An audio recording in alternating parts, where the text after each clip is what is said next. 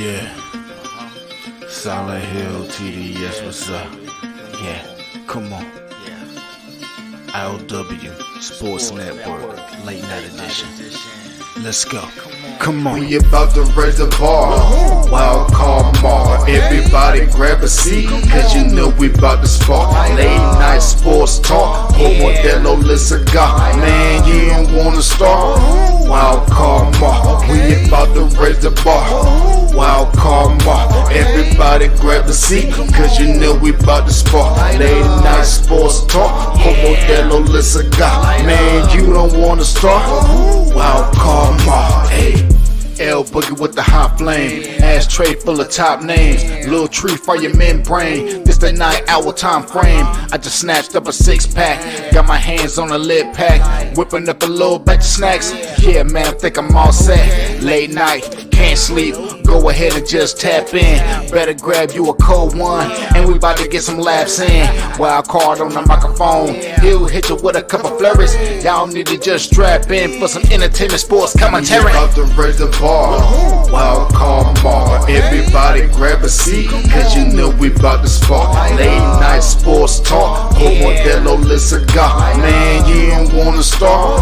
Wild card bar. We about to raise the bar. Wild card bar. Everybody grab a seat, cause you know we about to spark. Late night sports talk. Modelo Le Cigar. Man, you don't wanna start.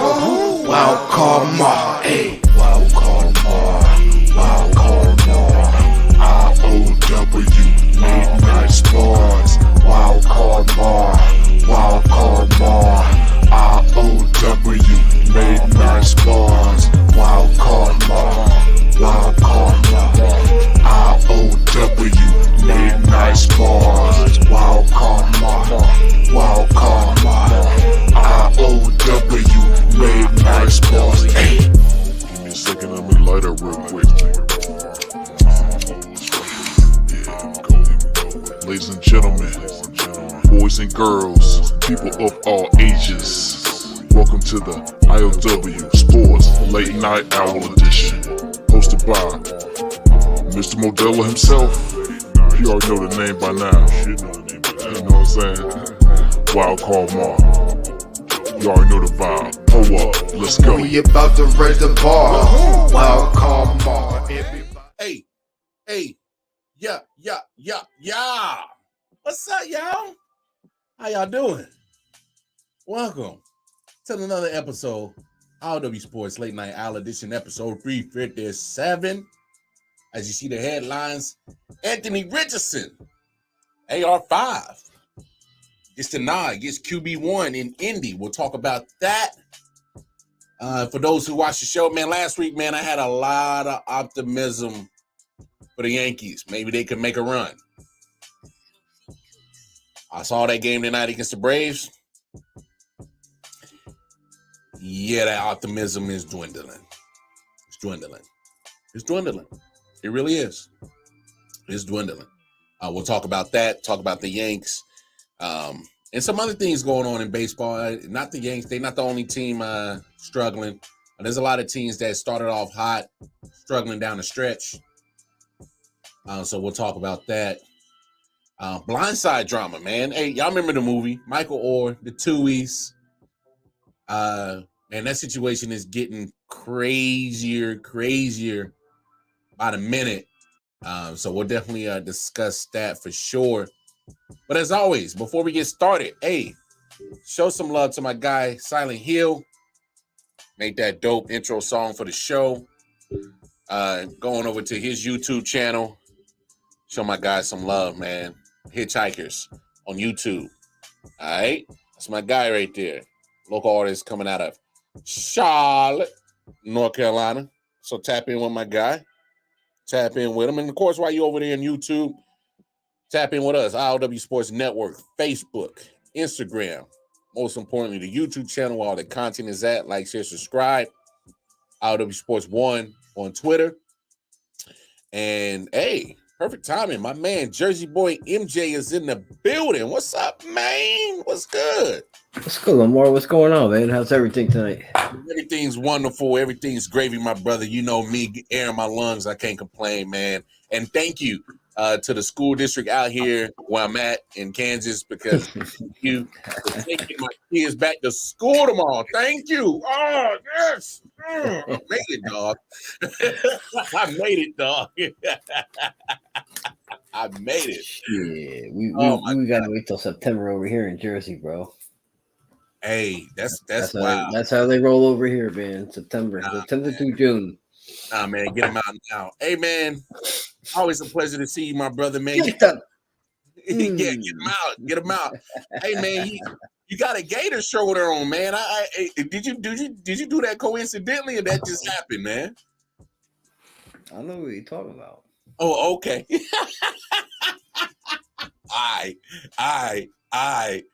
Well, speaking of Gators, former Florida Gator, chomp them up.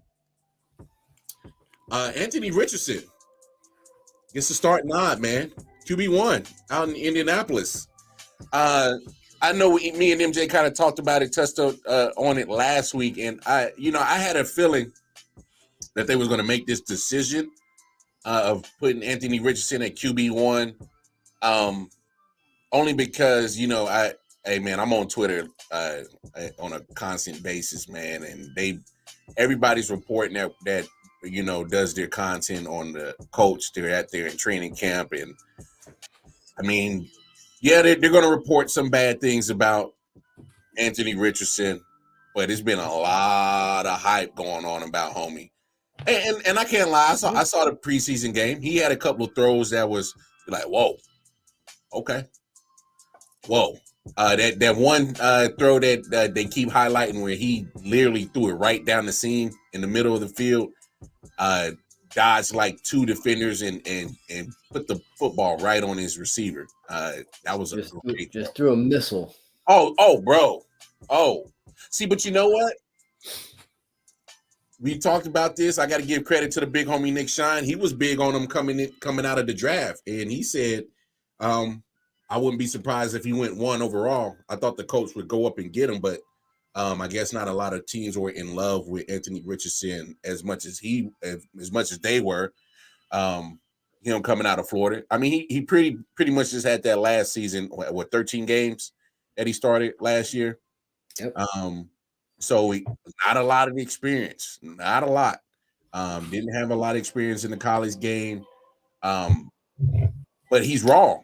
But if the talent is there, That's what it is, MJ.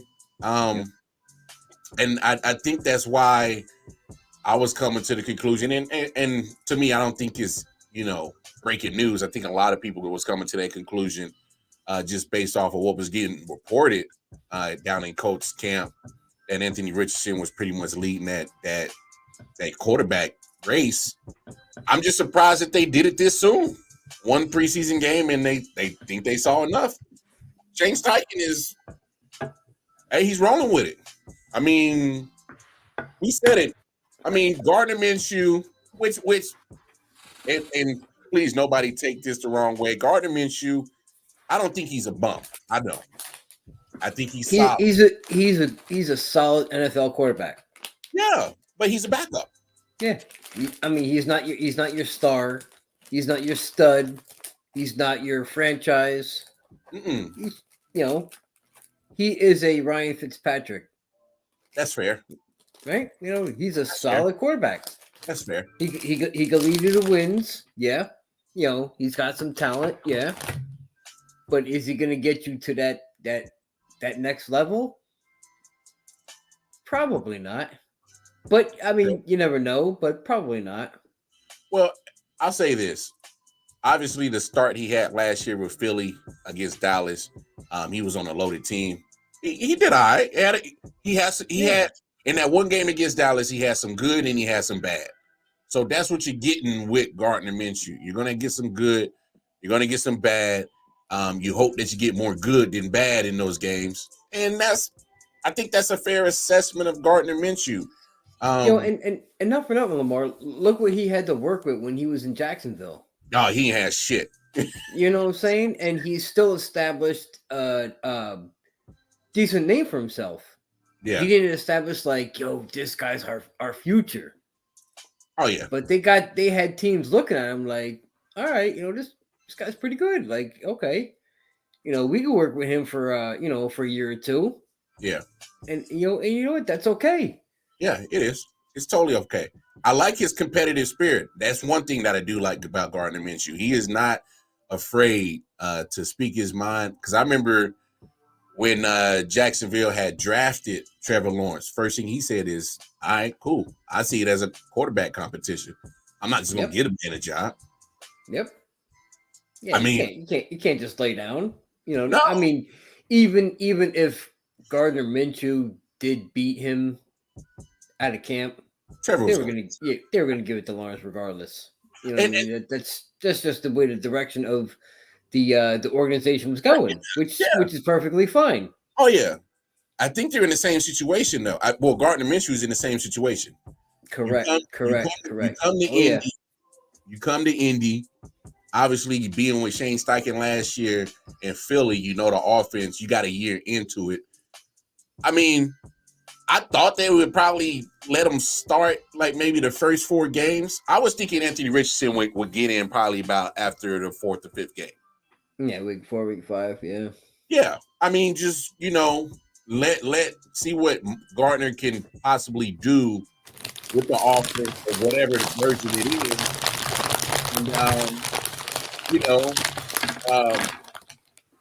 and then Anthony Richardson would come in at some point in time after the fact and do what he does. But I guess they just said fuck it, kind of like they did with Peyton Manning, drafting him number 1, and just threw him out there to the wolves. Like, listen, dude, we drafted you this high. We know you got talent. Go out there, take your bumps and bruises. Go get beat up for a while, see what the NFL's all about. Yeah. And then year 2, we take that next step forward. But get out there, get your feet wet. Win some games, lose some games. Pick up the speed of the NFL. Just progress on a level of a quarterback taking that next step forward. Hey, sometimes I know a lot of franchises view rookie quarterbacks in different ways. Sometimes you throw them in the fire. Sometimes you let them wait. Obviously, you got to go what works best for you. So, like, and depends on situation too. Yes, and that's exactly what I'm getting at. Because look at Patrick Mahomes. His situation worked out perfect for him to sit behind Alex Smith. Yeah, for 1 year. Look at Aaron Rodgers. This situation worked out perfect to sit behind Brett Favre for 3 years. Did it work out for him though? Hey man, he got a Super Bowl, dog. Well, so does Trent Dilfer. Oh, and he beat my Giants. Oh, so does Brad Johnson. Oh my! Shots fired from MJ tonight. It's not shots fired. That's just truth, right? They all got one, right? Hey, I'm not I ain't bashing. I'm just talking truth. Yeah, it's in the record books. They all got the same amount of Super Bowls. That's all I'm saying. But so but then look at the backside of it. Zach Wilson. They did him no favor throwing him out there to the Wolves. Unfortunately, he was the better quarterback in the room the minute he got drafted. The only problem is he went to a bad team. So situations do matter. You're 100% correct on that, MJ. And look at this situation with Anthony Richardson. So with the coach, you get Shaquille Leonard back. Hopefully he stays healthy this year. And I know they're hoping he does because that is a different defense with him on the field. They get more turnovers. He's a turnover causing machine. What was his first name? Miles? It used to be what is Shaquille Leonard? Darius Leonard. Darius Leonard, that's it. He used to go by Darius. Now he's going by Shaquille Leonard. Yep. But he's a turnover machine. So I know they missed him severely.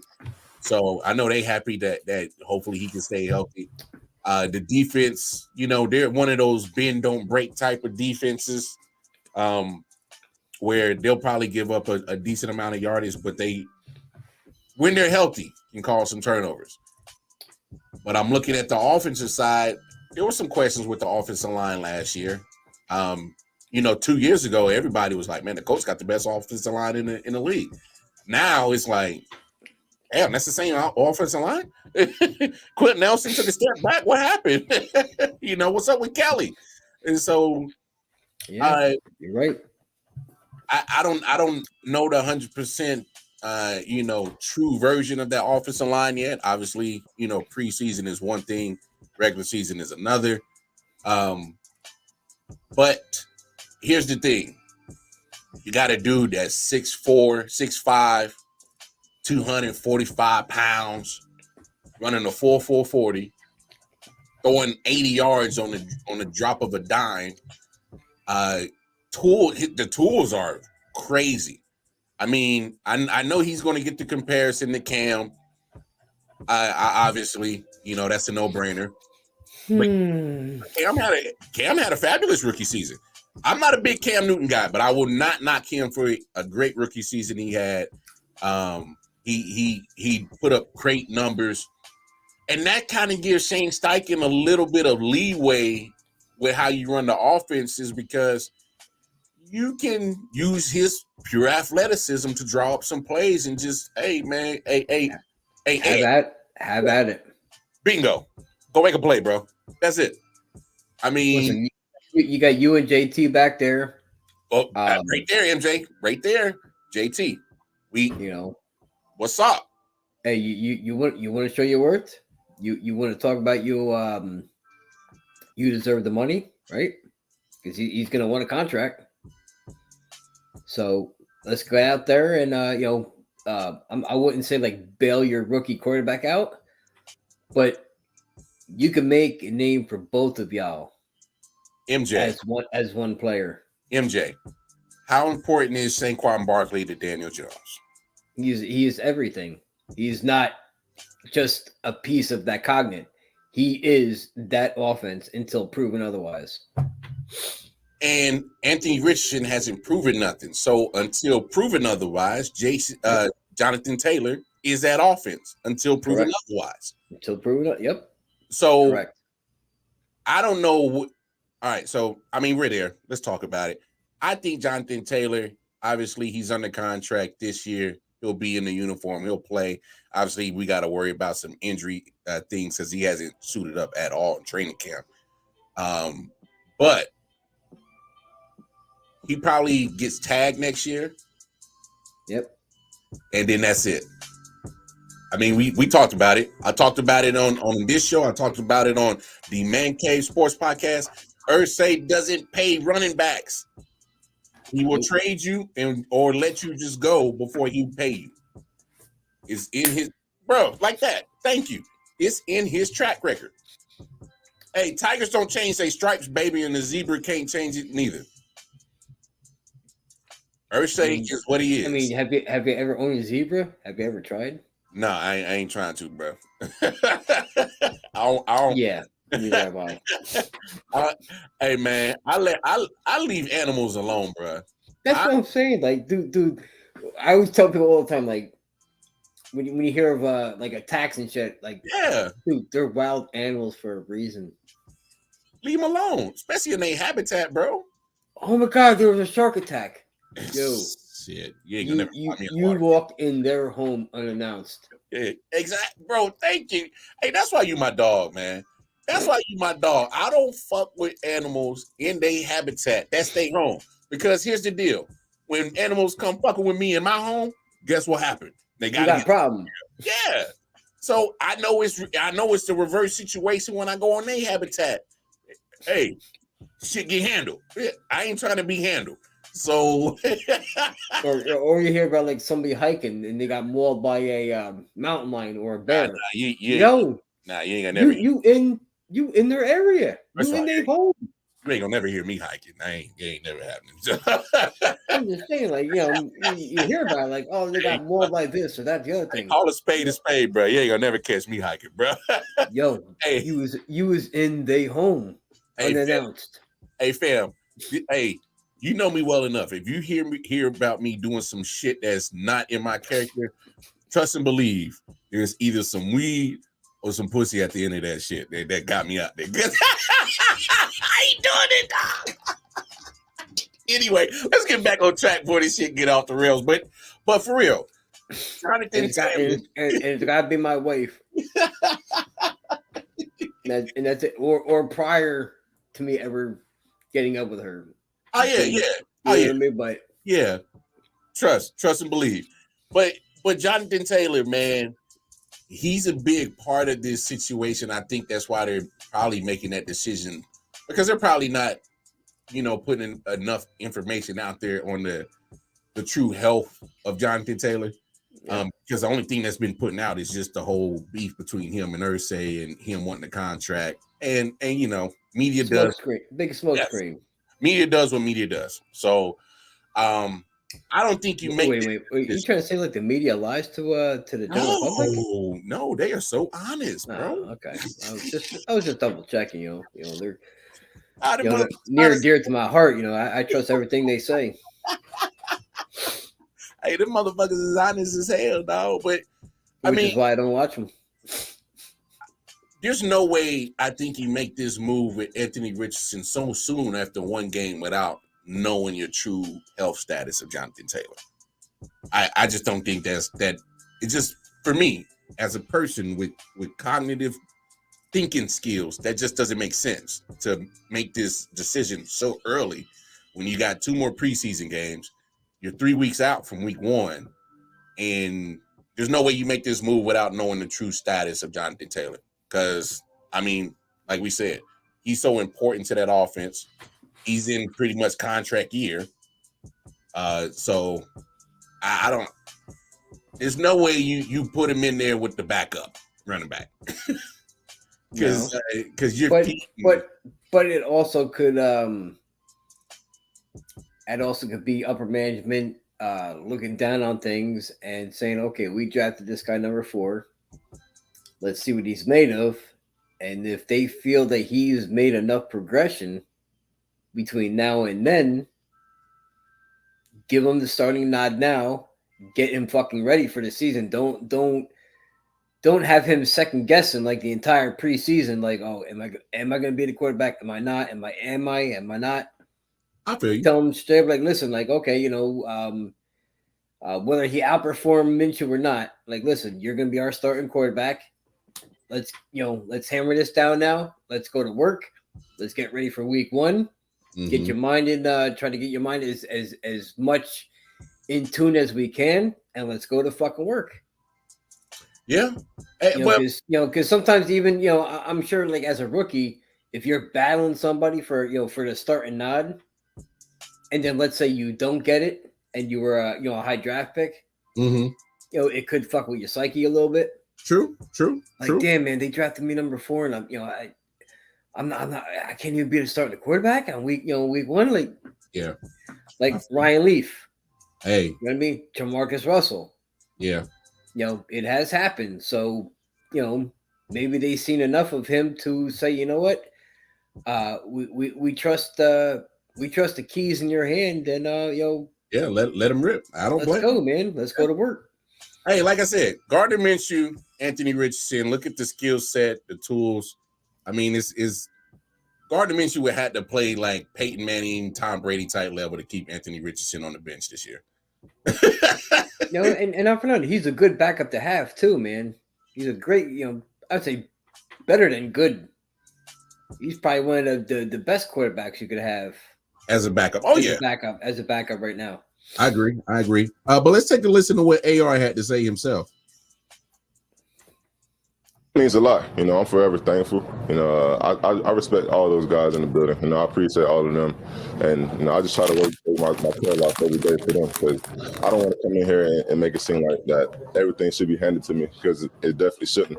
I have to work for everything, and they've been here working for everything. So I'm just trying to reciprocate the same thing and just continue to grind and continue to gain respect and trust from those guys. Anthony, you said you were shocked by it. Was that shocked by the timing of it, or I guess why? It was just hearing the words, because you work for it. I didn't know when the timeline was going to be. I was just looking forward to week 1 and just being ready for the opportunity and getting thrown in the fire, hopefully. But, he told me, and I'm just like, like, wow, it really happened. So, I'm thankful. I'm blessed, and I just got to keep working and just keep building on this opportunity. Was this in a QB meeting with you and Shane and Cam when he told you?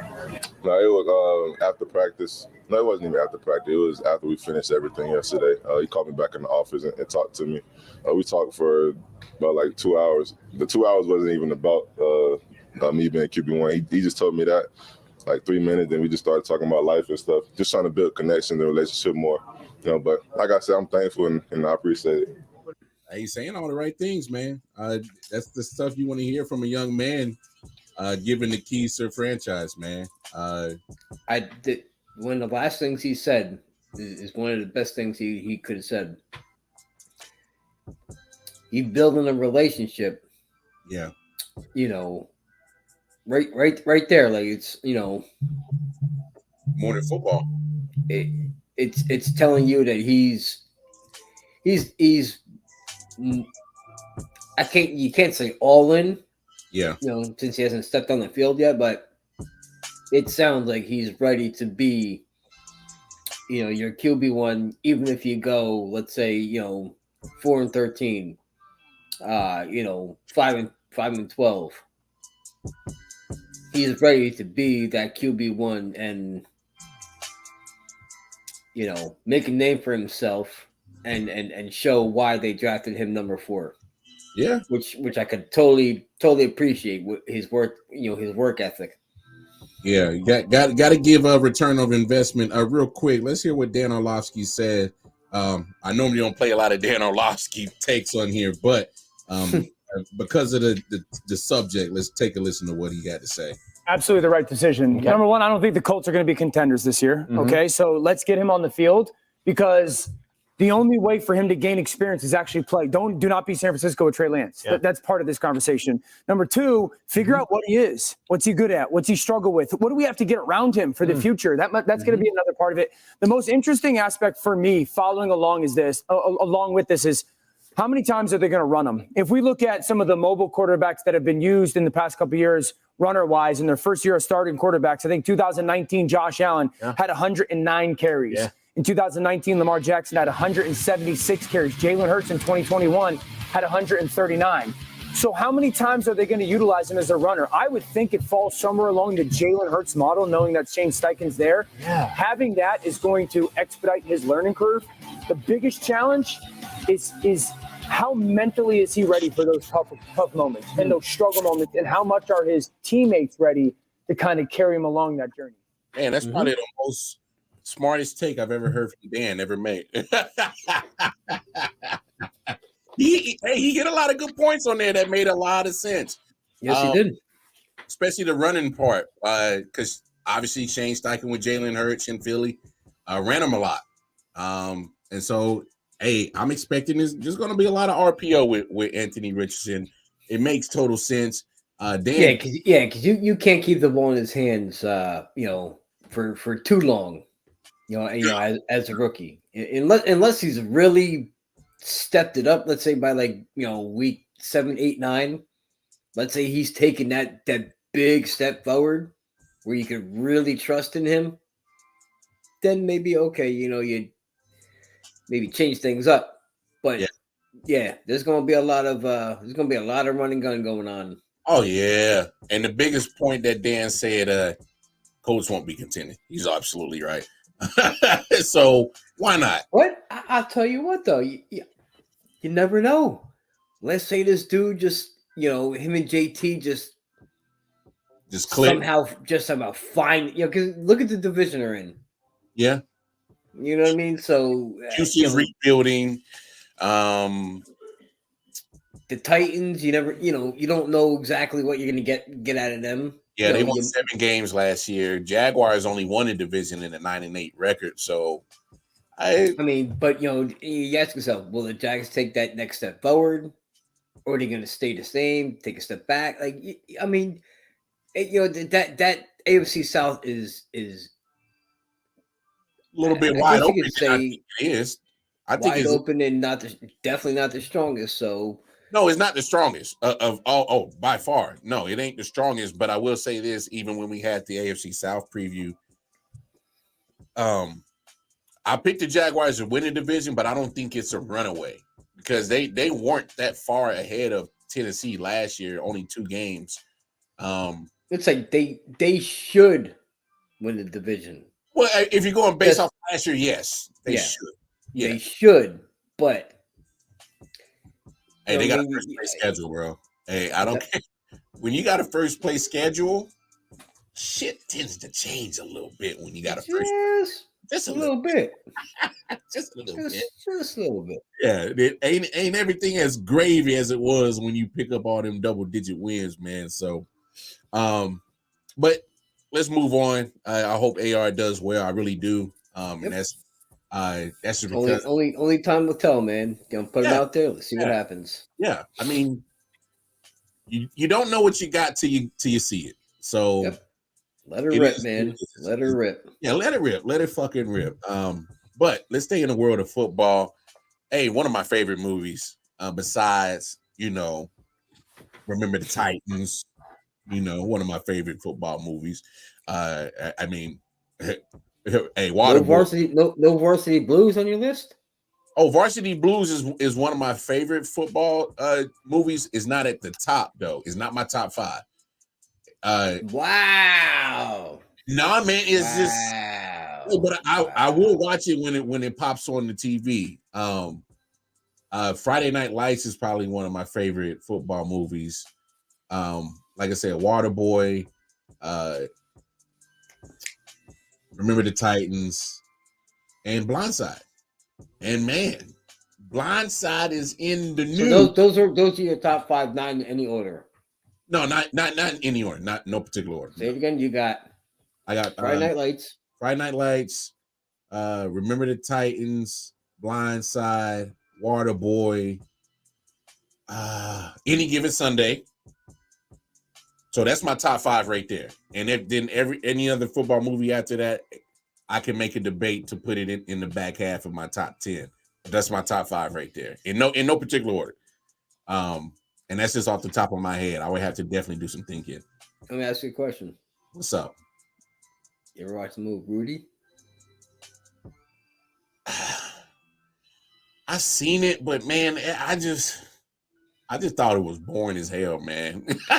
That's just me, man. Rudy, I just thought the movie was boring. It was just. Hey, I'd rather watch Brian's song before I watch Rudy, bro. Brian's song was a shit. I can watch Brian's song. I can watch Rudy. I feel you. Hey, teach his own. But I just like the underdog story, you know what I mean? So I feel you. Ain't nothing wrong with that. Ain't nothing wrong with that. I like Replacements. Replacements that holds a key. Oh, Replacements, that's a great movie. Another one I like watching, man. Oh yeah, but I even like The Longest Yard. The remake or the original? That's just funny too, man. The remake or the original? I like both of them. Okay, because I was about to say because there's the original with Burt Reynolds. Yeah, that's a great movie. But I'm a big Adam Sandler fan. Only you old enough to watch that one. Who asked the question? Before you fall off your chair, who asked the question? Hey man, you knew of the original. You knew of the original, and you asked the question. So who's old now? Come on. Touche. You set yourself up. Hey, touche, my dog. My bad. I'm a ease up. But thank you. This whole situation with the Blindside thing is crazy, bro. Obviously, it was supposed to be depicted off a real situation. Michael Orr, who won the Super Bowl with the Ravens in 2013, came from Old Miss. I'm sorry, played at Old Miss. Old Mississippi. Yeah, Old Mississippi. But goddamn running rebel. I know, right? But no, it's going in the news that shit's going crazy, man. What up, Ball and Buds? Yeah, we all about the same thing here. Yeah, man. That's my man. My man Omar out there. He's part of the Bottom Line Sports crew and all that. He got a joint, Ball and Buds. He's Mr. He's Mr. Sportsman, Mr. Professor like that. He like that. All right, what's going on, Omar? How you doing, man? Y'all tap in with Balls and Buds Entertainment. Tap in with Bottom Line Sports. Hopefully we can do some more collaborations with them. I'm supposed to have Omar and Jake when we do the AFC West preview. It's funny. This is the first Raiders fan that I actually got along with. It's rare. It's rare. It's rare. Yeah, it's wild. But this whole situation is crazy, bro. A matter of fact, let's kind of give you a quick audio clip to kind of get everybody updated who don't know what's going on. It was the feel-good hit that won Oscar Gold, but now the former NFL star whose real-life story inspired The Blind Side says it was all based on a lie. Kaylee Hartung with the stunning claims. Never had one before. What, a room to yourself? A bed. The 2009 film The Blind Side captured hearts on the big screen, telling the story of future NFL star Michael Oher's adoption by a wealthy Memphis family. But tonight, in a new lawsuit, Oher claims it was all a lie. The Tuohy family exploited him for their own benefit, and now he wants to sever all legal ties. Oher alleges the Tuohys have falsely and publicly represented themselves as the adoptive parents of Michael, but never legally adopted him. Instead, Oher says the couple tricked him in 2004, less than 3 months after he turned 18, into signing a document that made Sean and Leanne Tuohy his conservators, giving them full legal control over any of his contracts, but no familial relationship. It's a lie Oher says he discovered to his chagrin and embarrassment just 6 months ago. Well, a conservatorship is very different from an adoption. A conservatorship does not create a family relationship. It creates a legal responsibility. With that power, the petition alleges the Tuohys negotiated the movie deal for The Blind Side in 2006. Oher claims the family made millions in royalties, while Oher says he received no payment whatsoever. The Tuohys have not responded to comment, but in their 2010 book, In a Heartbeat, they said of the money made from the movie, "We divided it 5 ways." Sean Tuohy Jr. said in an interview today the family was not surprised by the lawsuit. There were things back in 2020, 2021 that were like, you know, if you guys give me this much, then I won't go public with things. Michael Oher is now 37 years old and retired after playing 8 seasons in the NFL. He is asking the court to end the conservatorship and prohibit the Tuohys from using his name and likeness and pay him his fair share. Hey. Woo. Now the Tuohys, you know, they kind of dropped a little I guess kickback or rebuttal and said, man, Michael trying to extort us for $15 million. And hey man, let's just be honest about the situation. The movie was about him. It was about Michael Oher. If Michael Oher doesn't exist, do the Tuohys even? If Michael Oher wasn't the potential of what he can be that went to the NFL, do the Tuohys even get that conservatorship? I mean,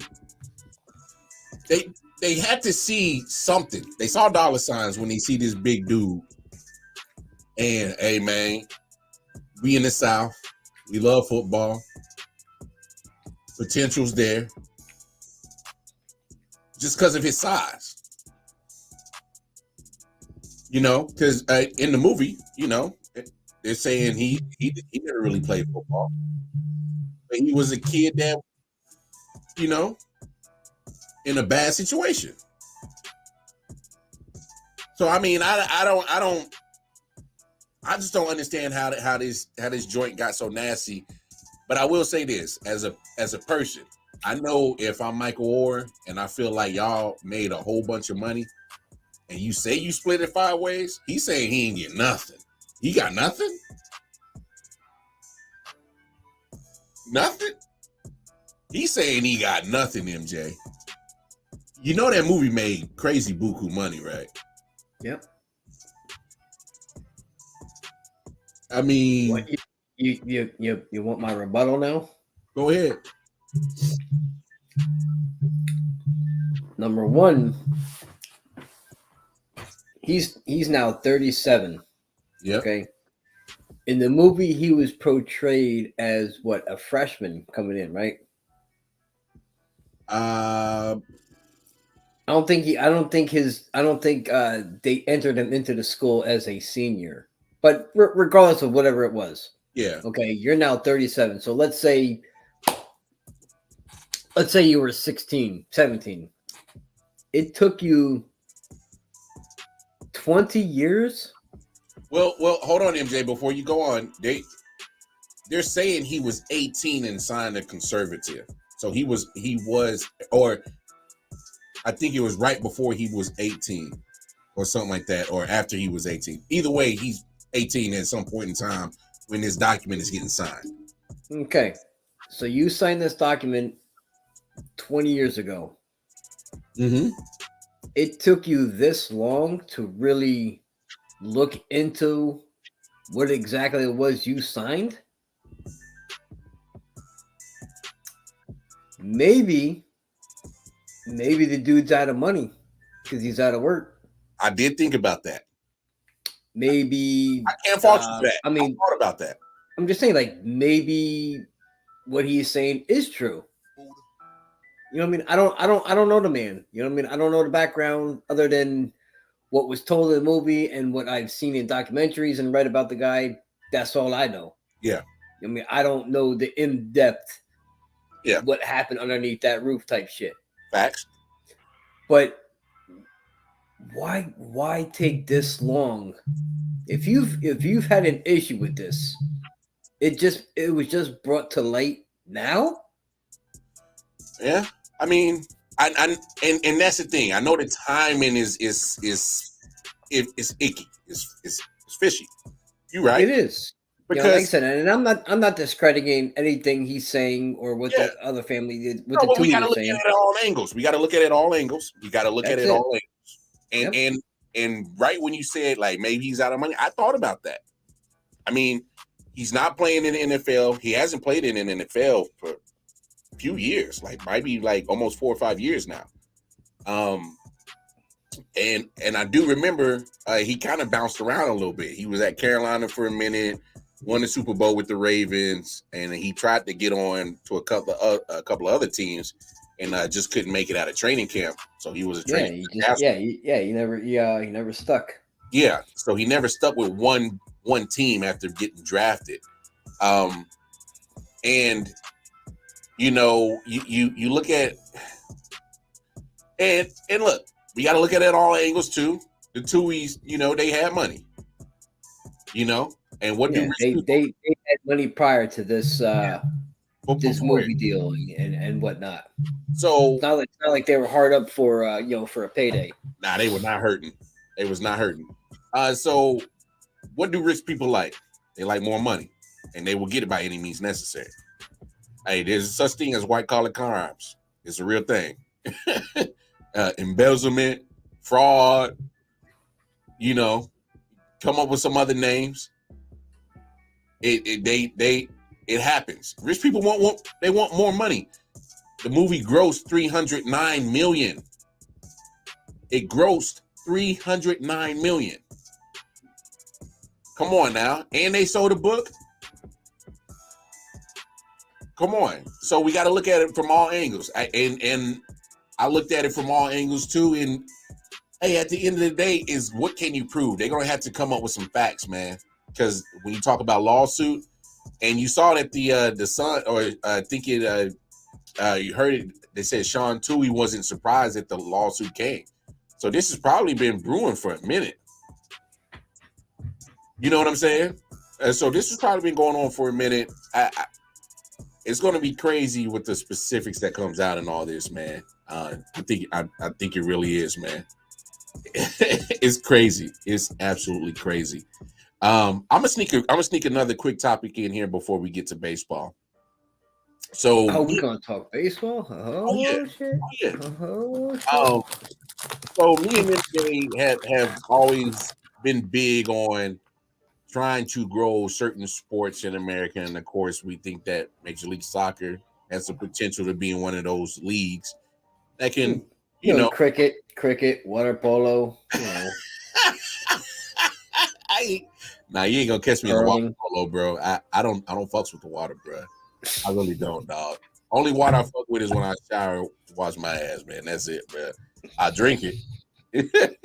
Listen, ain't no sharks in the pool, bro. Don't give a damn.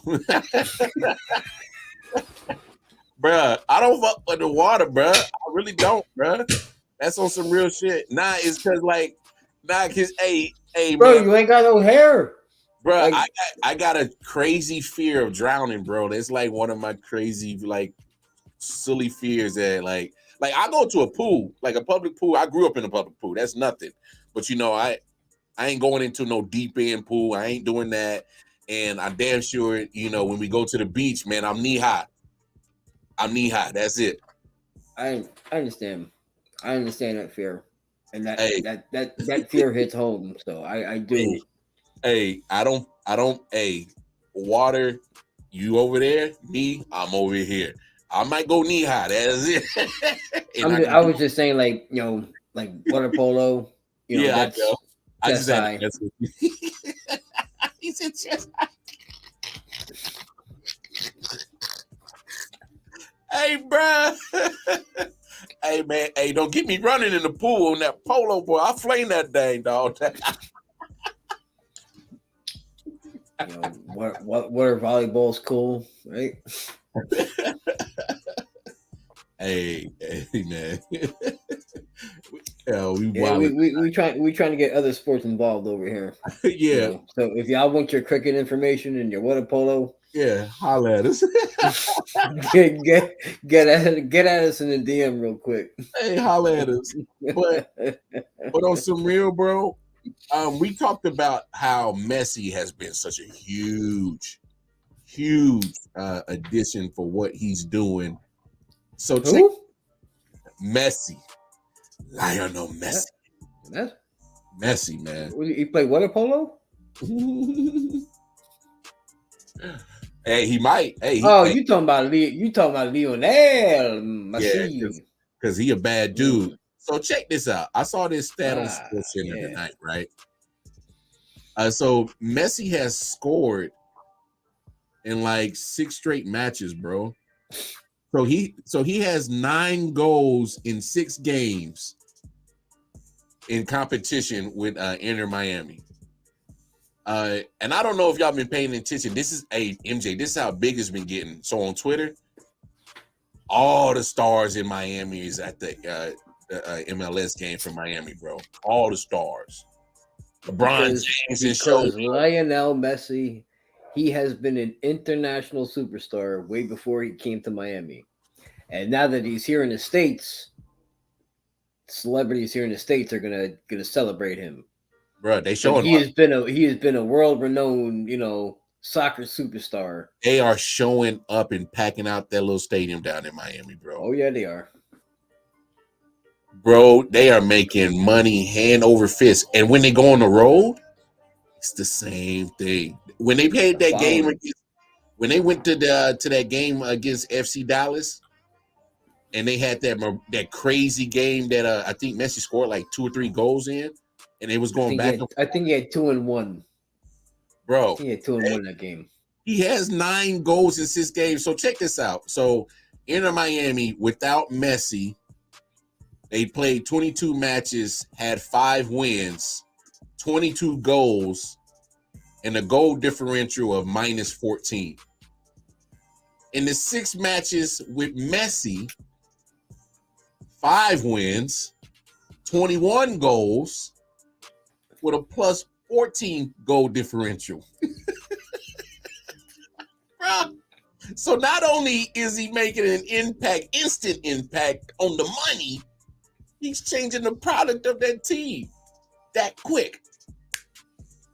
It shows the level, I guess you could say a level of greatness that Messi has reached worldwide. What's that? He has reached that level where he can single-handedly fuck you up and with an 11-on-11, and he could single-handedly change the direction of that game when there's 22 people on the field. MJ and that one dude. That's GOAT status shit, bro. Come on. When you affect the money and the product on the field just by showing up. What did the lock say? Come on, man. Tell them. My power respect. Hey. I got it. Bruh. When I saw that stat on SportsCenter, I nearly lost. I'm like, what? Because he scored again tonight, of course. Dude, like I said, I would love, and I mean, and I understand the money across seas is much more. I can't wait for him to come to Kansas City, bro. I can't wait. Matter of fact, I'm gonna go look at the tickets after you get off air because I need to be in the house. I need to be in the house for Messi because I need to know that whenever the Lord come and calling me, I need to make sure I saw Messi. You gonna go and buy an Argentina jersey? I mean, you know, if the grip is there, but if that's what it takes, right? I need to see him. I got to see Peyton Manning play. He's not, you know, he's GOAT-ish, you know, but he's a legend. Got to see him play. I seen Mahomes play. He's baby GOAT in the making. I saw Kobe play. So I've seen some in my life, and is as a sports fan, you gotta love to see stuff like that. You know what I'm saying? As a sports fan, stuff like that. Have you ever seen Michael Jordan? I seen him on TV. I never got the chance to see him live. I wish I could have seen him live. I would have loved that. Have you ever seen Barry Sanders play? Oh well, yeah. I would have loved to see him play live too. Ever seen Lawrence Taylor play live? Oh, you all seen him live? Oh yeah. Oh man, that's a beautiful thing, man. That's a beautiful thing. And believe it or not, Barry Sanders, when I saw him play live against the Giants, girl my brother was dating at the time, she worked for an engineer company that had season tickets to the Giants, the Nets, and the Devils because they were all in the same complex. So the year we went to like 4 or 5 games that year because he didn't want to go because Giants were terrible. Yeah. But he had front row tickets on the 20-yard line on the opposing side's behind the opposing side's bench. So that year I got to see Barry play, sit in front row. I went to the Detroit game. I went to the Pittsburgh game. And this is when Pittsburgh had Cordell Stewart as their quarterback. / So I got to see, Barry play, live. I saw Lawrence play live. Never saw Peyton Manning live. Didn't need to because I saw Eli. Eli accomplished the same thing without the big numbers. Hey, all I can say is he got 2 before Peyton did. Yes, he did. So, who? Hey, man. Hey, I would love to be a fly on that wall Thanksgiving Day. Just hear the shit talking that they really do to each other. I just want to hear it. Because I know it'd be some funny ass banter. It'd probably be hilarious as shit. Matter of fact, since Peyton Manning got the little media company, the Omaha company going, the media. Hey, holla at us, Peyton. We can be one of your podcasts. And then I need you to do put a camera up Thanksgiving Day and make a film out of just the shit y'all say as a family. Because I know that shit's hilarious. I know it is. Because Eli did what Peyton couldn't do. Point blank, period. He could not beat Tom Brady when it mattered. He beat Tom a couple of times, man.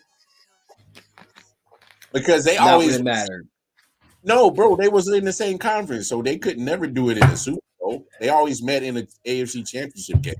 Lamar, I don't care what you say.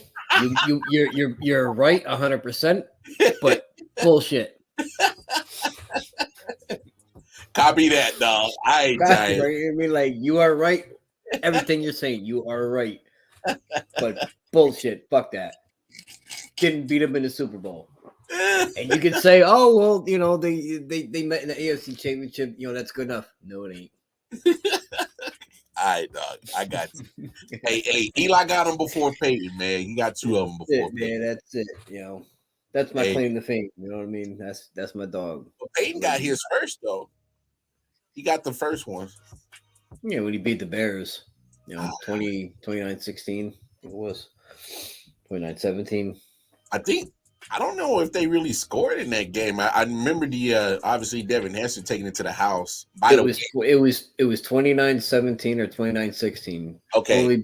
Only because I know that's the first year I ever all the years doing the football pools. Yeah. That's the first year I ever hit the final score. Or I have ever hit any. I've never hit. Let's back this up. All years I've been doing this, I've only won 2 times in these pools, and it was both years Peyton Manning won the Super Bowl, and I won on the final score both years. Never won a quarter. I'd never won a half. Yeah, none of that. Yeah. Just the final score on those 2, and I got the papers still in my safe, like highlighted, boxes. It's crazy because, speaking of Devin Hester, and sidebar real quick, put him in the hall. Thank you. So, hey, that's why you my dog, man. That's why you my dog, because you knew exactly where I was going with that. Put him in. Hey, when you change the game of special teams just because of how bad you are, like you's a bad motherfucker, man. When you is the best at your position, you should be in the hall. Special teams matters in football, y'all. Like, I'm not even talking about special teams. Best position, best at your position. As a kick returner, anything. If you were the best safety ever, you're gonna be in the hall. If you were the best linebacker, lineman, quarterback, it don't matter. Yeah, you're gonna be in the hall. True. Best punters in the Hall of Fame. Best kickers in the Hall of Fame. Put the best punt returner, kick returner in the game. Put them in. All right, let's move on, man. So last week, me and MJ went over the Yankee schedule. Real quick, MJ, pull up the Yankee schedule, man, because I tried to have optimism last week. I really did. I really tried to have some optimism for your boys. I even went on Bottom Line. Never give up. Hey, man, you say that, and I was, saying, dude, like you can never give up. I know, but I was with you on that train, and then I saw DMS. And don't get me wrong, I know it's the Braves. Braves are the best team in Major League Baseball, record wise, and they're getting the shit out of baseballs, man. My goodness. Atlanta Braves pretty much pissed on my optimism about the Yankees, bro.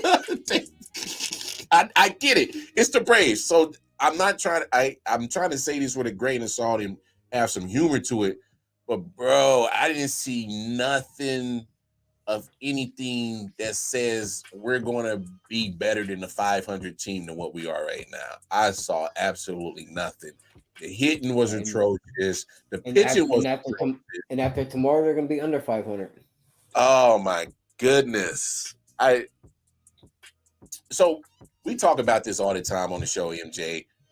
And I got the schedule up for you, so whenever you want to put it down.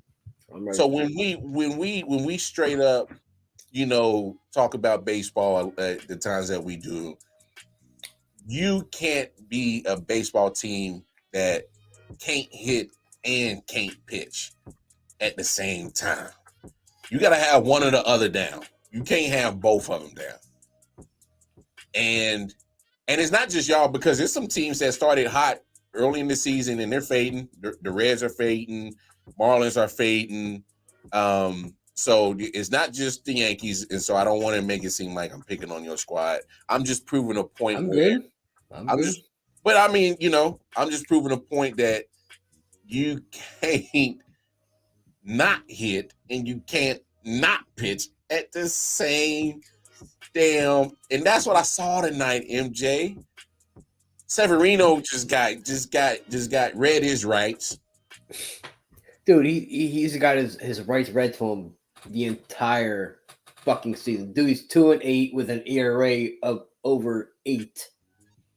and your hitting was colder. Was colder than the polar bear's ice. Colder than the polar bear's testicles, bro. It was cold. It was real cold. What y'all got? Wait a minute. Wait a minute. You talking about Yankees hitting? Yes. I think y'all got one hit tonight, didn't y'all? Hitting? Oh, yeah. We talking about hitting? Nah. We ain't talking about the game. We talking about hitting? We talking about the hitting? Couldn't find it. Atrocious. Oh my God! Say it again, dog. Terrible. Terrible. Terrible. It was terrible. Terrible in my Oakley voice. Yo. It was terrible. Tonight was just another outing of getting one hit and just. It was put on national TV, bro. And the thing is too, in this area, this media market, they're calling for like Boone's head and all that shit. Like, this ain't Boone's fault. He's given what he's given, right? Upper management and analytic department, those are the ones that are running the team. He don't even make the goddamn fucking lineup. Yeah. The analytics department makes the lineup depending on who the fuck's pitching for the other team. And that's terrible right there. And that's been known. And that's been out there. So which is bullshit. Which is bullshit. You know what I mean? So you add in these upper echelon employees that are making all this money that don't know shit about baseball, but they know numbers. It's numbers. Oh, thank you. So they run that department, right? So now everything is handed down to Boone from the lineup card to the roster, right? What is a man supposed to do when he's being handed these players and these options? Like, this is who you got. Work with it.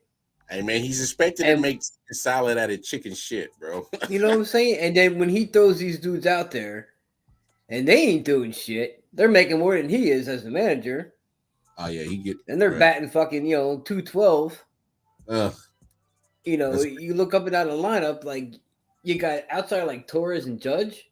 You ain't got nobody else batting anything respectable.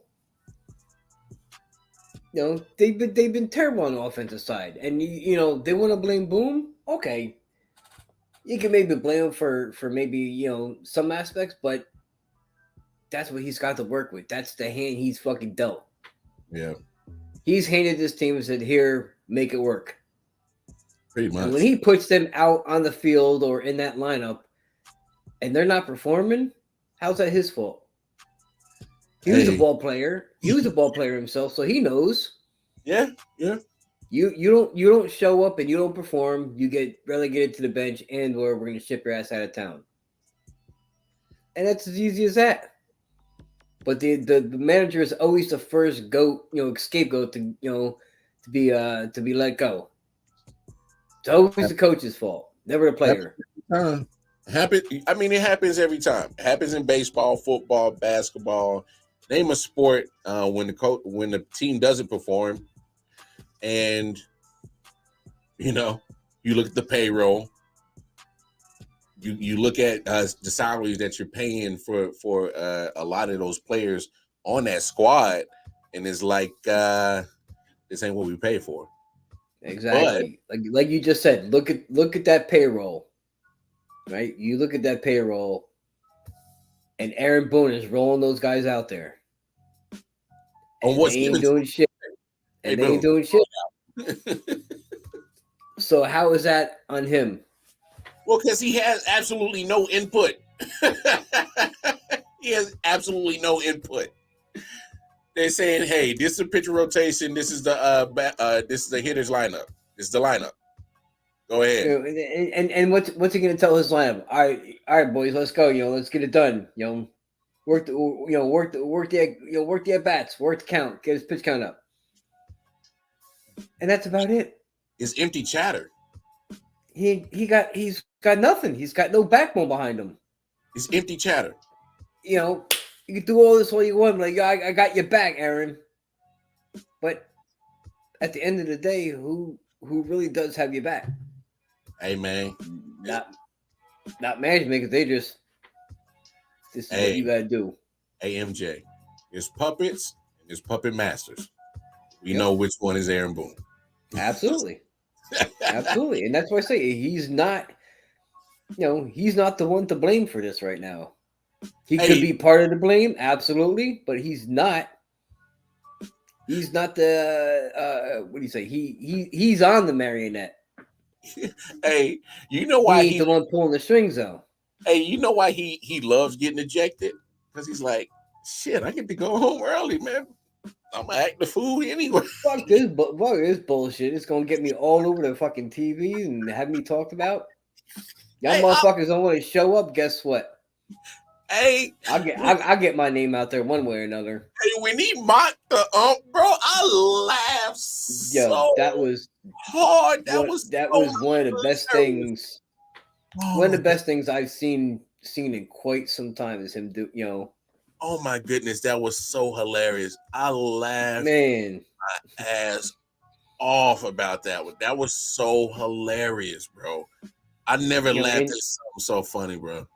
And as a baseball fan, like, it's not even just the Yankees that get a lot of bad calls. Like, it is going across all baseball. They had one tonight that was so egregious, and it's funny that you say that because I meant to actually download it, and so we could take a peek at it, so we could laugh at it. It was so egregious. In the Red Sox Nationals game, they had one, and it was just like, yo, like, are you serious? And that's what I'm saying. Like, I don't want people to think like, you're fan bias. No, I like to watch baseball, and I have seen this. It's across the board. Across the board, like how horrendous they could be, and it is fucking mind blowing that these guys still have jobs. See, or don't get recommend. What's the word I'm looking for? They don't get disciplined enough. Hey, but here's as umpires. This is why that conversation of, trying to do the robotics or trying to come up with the computer shit to do the strike zone. This is why. No. Bro, I still don't want it. I still don't want no AI. I get it. But this is why. You can't keep having these egregious strike zones that are just absolutely not in in a mile of the damn plate. Then get rid of these motherfuckers. Like, warn them, suspend them, boot them. You know what? Here's another aspect about this that we're not really looking into, and it just tapped into my head. And you look at some of these umpires who are making these bad calls. These dudes are old as shit, bro. Angel Hernandez. They're old. What's the one black dude's name? Buckner, is it? No, or the fuck is his name? CB Buckner is his name. Bro, he's another one. Absolutely fucking terrible. These dudes are old. Like, they're almost fossils. There's no way their vision is perfect, bro. There's no way. I'm having a hard time believing that these old geezers who's been umpiring since Jackie Robinson was playing with the Dodgers, hell, when he was playing with the Monarchs in Kansas City, they've been umpiring, bro. These dudes back when you were a little toddler running around the streets of KC. You had your little fucking Tonka, your little Tonka truck and your pull-ups. Right. No front. We all know. These dudes are old as shit. Jersey boy, MJ, they old as shit. And that's the problem, is because they're not trying. I don't think they're trying hard enough to cycle these old geezers out. No, they're not. And get some guys in here that got some perfect 20/20 vision. They ain't got no cataracts or no damn glaucoma and shit. And you don't even need 20/20 vision to see a fucking strike, for goddamn sake. Man. If you see the ball out in the left-hander's batter's box or the right-hander's batter's box, depending on who's up at bat, that's a goddamn ball. You don't need 20/20 vision to realize that. Some of these pitches are 6 to 8 inches off the plate. But that proves my point, MJ. You can't sit here and expect a dude that should have been collecting AARP Medicare retirement money. You know he is right now. But he's collecting that bro, shit. They should have already had their asses in Florida on some little dirty Daytona beach sipping pina coladas and shit. They should have been dirty Daytona. Right, they should have been having their ass on the beach getting sunburnt and shit. Sit your old asses down. And you expect not for nothing, but CB Buckner. What I'm saying, MJ. Yeah, he ain't getting sunburned, bro. These guys are throwing 100 miles per hour, and you expect these old bums to get a tracking on that? They're guessing. All right, look close enough, right? But that's the point I'm trying to make. Like, they're not missing close calls. Like, borderline, like, could go either way, or like just off the plate. They're calling shit 6 to 8 inches off the plate, left and right, up and down. That's a problem. It's not like you're just missing like just off the corner or maybe it clipped the corner. You're calling shit that, the minute the guy releases the ball, you're calling a ball or you're calling a strike. Hey, man. It didn't even matter where the ball lands. Man, them old motherfuckers is guessing, bro. They just got in their head like, fuck it, I'm calling a strike on this pitch no matter what. They like, you could have hit that strike. Yo, the pitcher could throw it 59.5 feet, bounce that shit in the dirt. And he's like, fuck it, I'm calling a strike anyway, because that's what I have my mind up. Hey, bro. He's like, fuck it, I'm calling a strike no matter what. And I don't care whose feathers I ruffle. Dog. This is just the path I'm going down. And he's like, fight me about it. I'll throw you out. Hey, bro, you could have hit that. Hey, man, strike. Move up in the box. Like, bro, I couldn't even get that joint with a canoe paddle. What are you talking about? Like, move up in the box. Instead of putting your back foot at the very edge of the box, put your front foot at the front of the box. Move up a little bit. If you don't take them old home improvement, Mr. Wilson, old ass damn Sandlot sons of bitches to retirement and recycle some new umpires in here, you're gonna keep losing your fans, man. This shit's stupid, dog. You might lose fans, but you're not gonna lose the fan. Hey, you're right, obviously. But I'm just saying, hey, you're not gonna gain no more.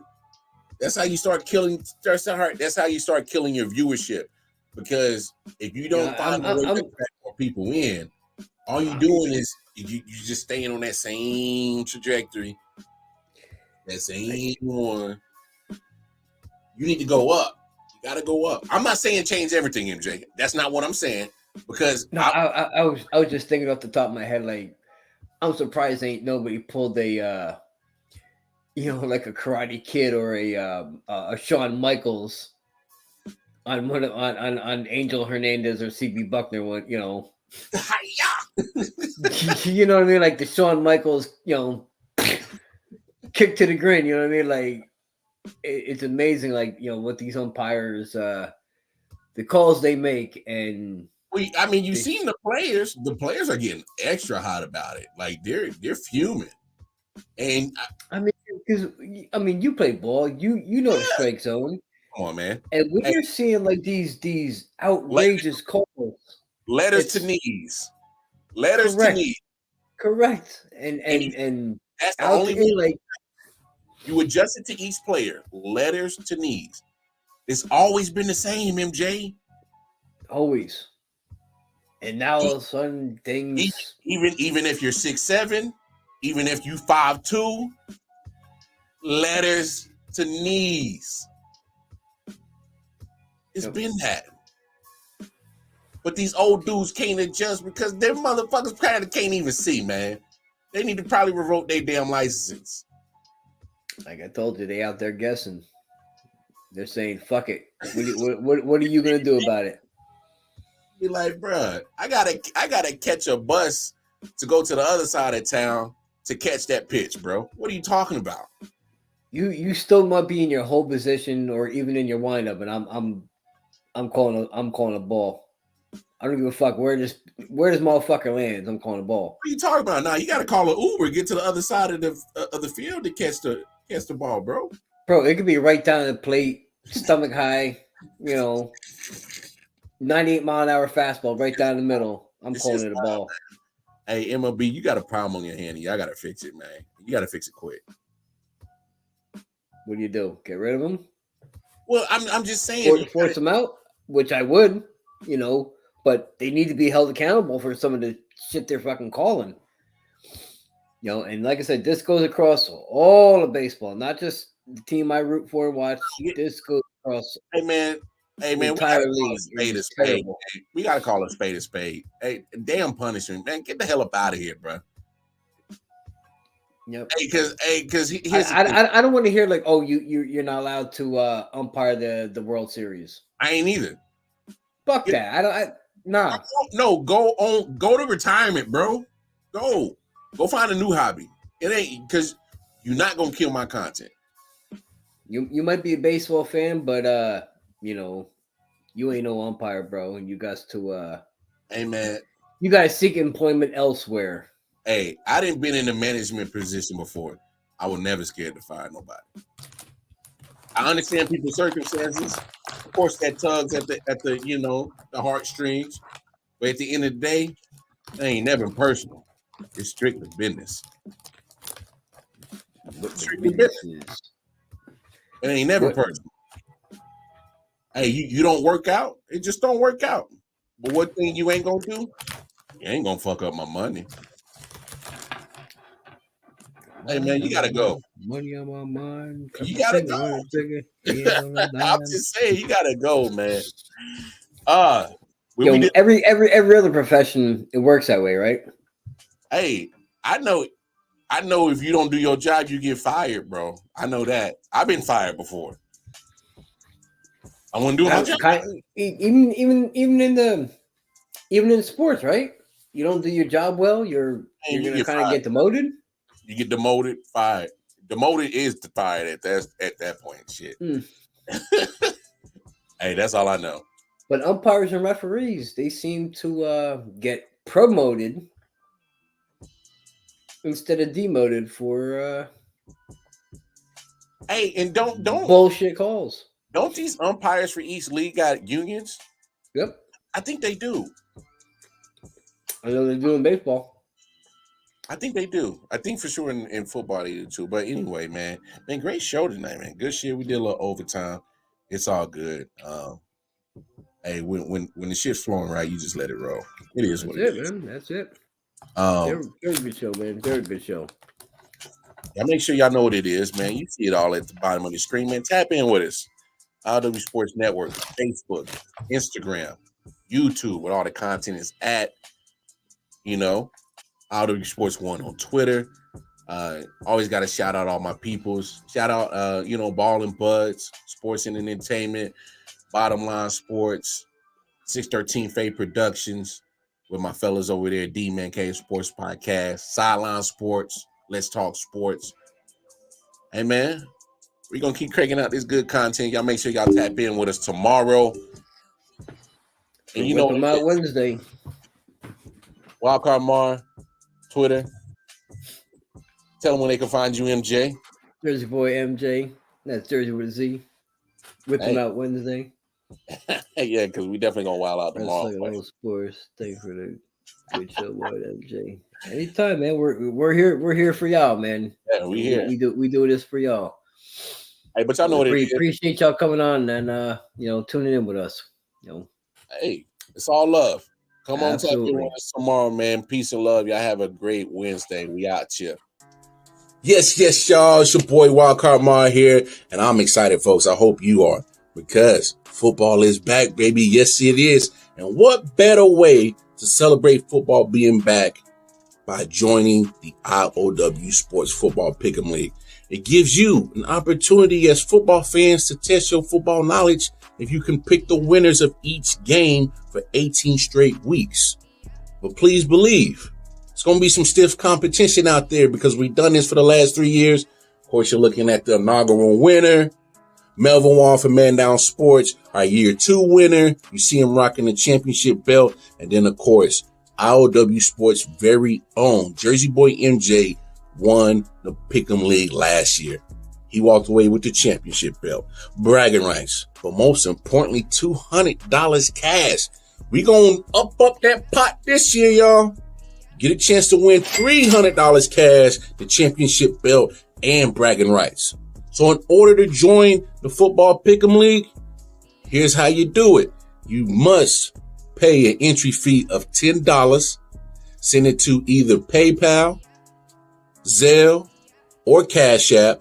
Give us your email, and in return, we will give you the link to join the group league. And after that, it's up to you.